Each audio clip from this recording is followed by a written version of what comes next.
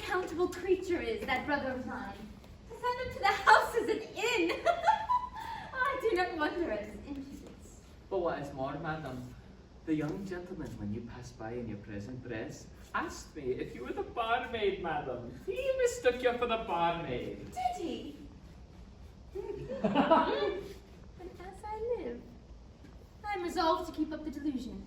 Tell me, Pimple, what do you think of my present dress? Don't you think I look like Cherry in Beau Stratagem? It's a dress, madam, that every lady in the country wears, but when she visits or receives company. And you are sure he does not remember my face or person? Certain of it. I vow I thought so. But what do you hope from keeping him in this mistake? Well, in the first place, I shall be seen, which is no small advantage to a woman who brings her face to market. Then, perhaps I shall make an acquaintance, which is no small advantage to a woman who never addresses any but the wildest of her sex. Then, my chief aim is to catch my gentleman off his guard, and like an invisible champion of romance, examine the giant's force before I offer to combat. And are you sure you can play a part and disguise your voice, that he may mistake that as he is already mistaken your person? Never fear me. Did your honor call? Pipes and tobacco for the angel. The lamb is outrageous this half hour. It will do, madam, but he's here.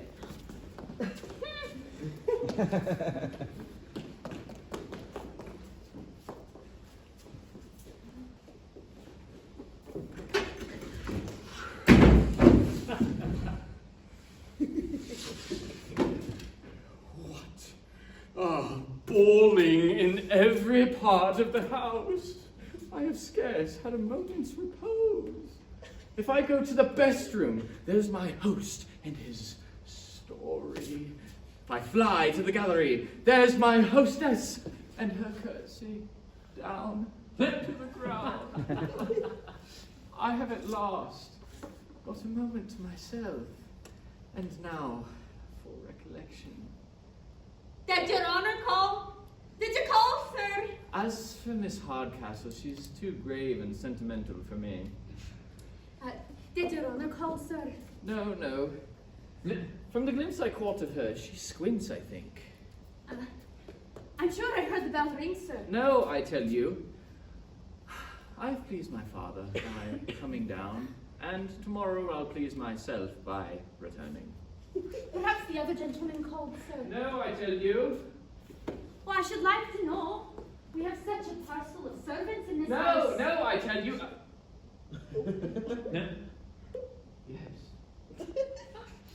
Yes, I think I did call. I wanted. I vow, child, you are rashly handsome. Oh, lasser, you'll make one ashamed. Never saw a more sprightly, malicious eye. Yes, I did call. Do you have any, what do you call it in the house? No, sir. We've been out of that these 2 days. One may call, I find, in this house to very little purpose. Suppose I should call, just by the way of trial, for a taste of the nectar of your lips. Suppose I should be disappointed in that as well. Nectar, that's a liquor we don't have in these parts. French, I suppose. We sell no French wines here. Of true English growth, I assure you. Then it's a wonder I do not know it. I should know I've worked here these 18 years. 18 years?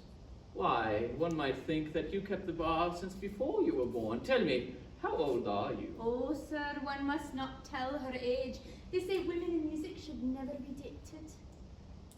To guess at this distance, you can't be much above 40. Yet nearer, I do not think so much. When we come close to some women, they look younger still. And when we come very close indeed. Oh, pray, sir,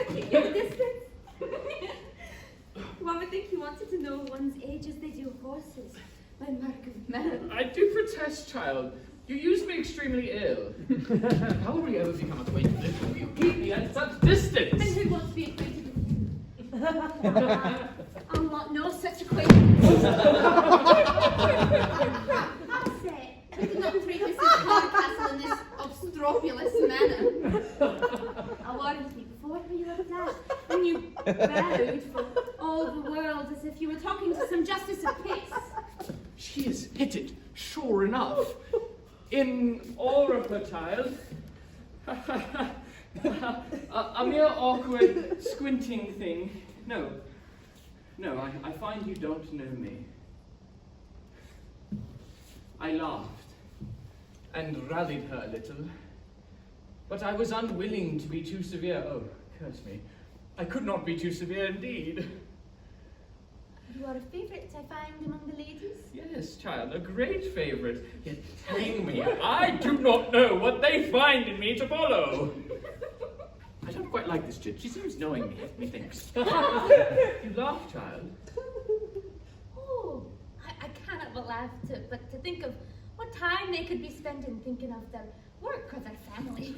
All's well, so you don't laugh at me. Do you work, child? Aye.